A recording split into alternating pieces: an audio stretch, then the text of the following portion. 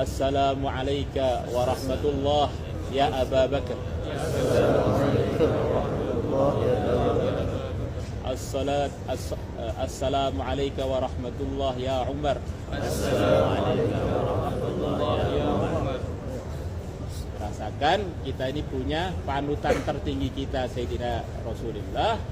Beliau menyuruh kita ikut Sayyidina Abu Bakar dan Sayyidina di antara kehidupan beliau begitu.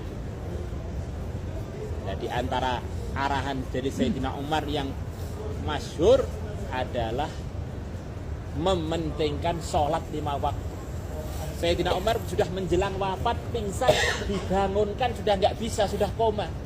Orang-orang bilang nggak ada di dunia ini yang lebih dicintai Sayyidina Umar mengenai amalan melebihi sholat.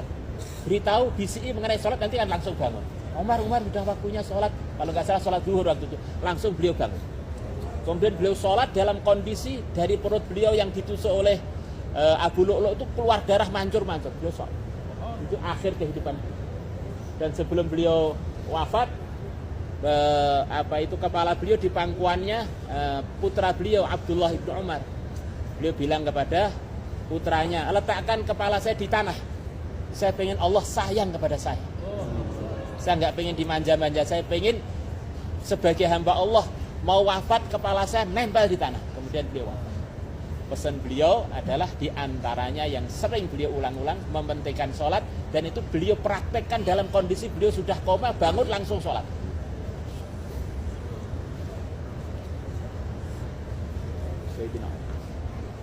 Sekian abad selepas Sayyidina Umar wafat, terjadi banjir di Madinah. Akhirnya dari jejer 3 makom tadi keluar kaki yang masih utuh seakan-akan baru dikubur. Maka orang-orang pada terkejut, apa ini kakinya Rasulullah ini? Apa kakinya Rasulullah ini? Akhirnya para ulama kumpul, dilihat dari jejerannya kuban, ini bukan ini kakinya Sayyidina Umar.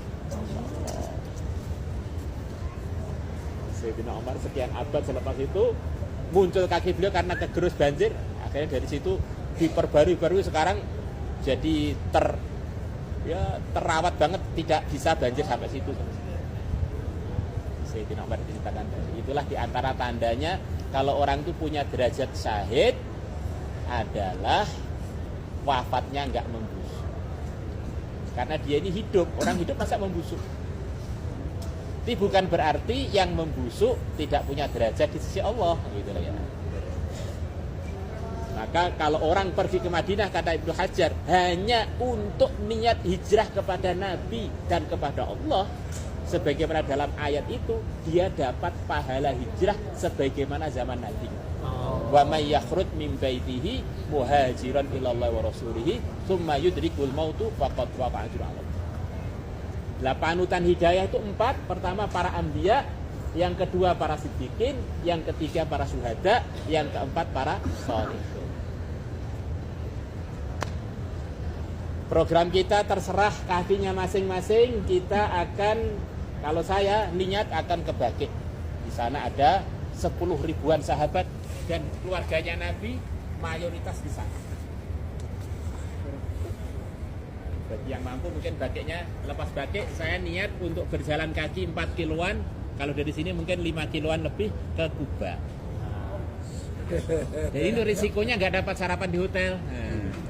Maka bagi yang mampu saja. Rasulullah selepas bangun Kuba, setiap hari Sabtu beliau kadang-kadang naik kendaraan, kadang-kadang berjalan mengziarahi Masjid Kuba. Ini katanya, ya ziarah dulu, ini dalilnya jauh lah Kuba. Walaupun Madinah sudah hidup, jauhlah lagi ke sana untuk nengok makalah yang dulu pernah dihidupkan oleh Nabi.